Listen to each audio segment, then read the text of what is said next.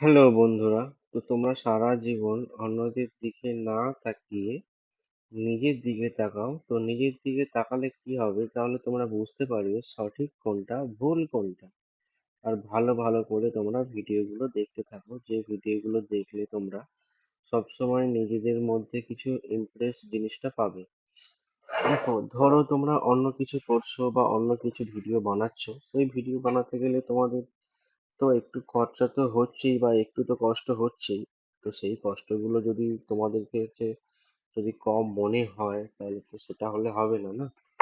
তো তোমাদেরকে সারা জীবনই একটা কাজ করতে হবে, যে নিজের মতো করে কাজ করতে হবে। ফেসবুক লাইফটাই এমন, আর ওই ইউটিউব লাইফটাও এমন, যেখানে ধৈর্য ছাড়া কোনো উপায় নেই।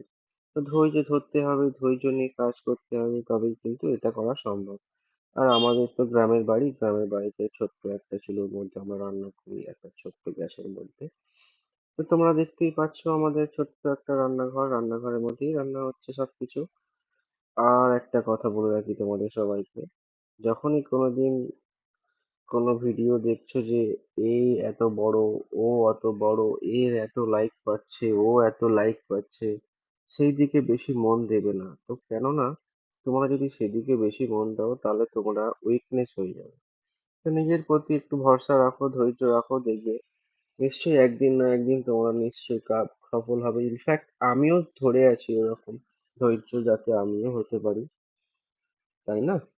তো তোমরাও একটু সতর্ক হও, আর একটু নিজেও বাকিটা দেখতে থাকো। তাহলে দেখবে যে একদিন না একদিন তোমরাও আমাদের মতো উঁচুতে উঠতে পারবে।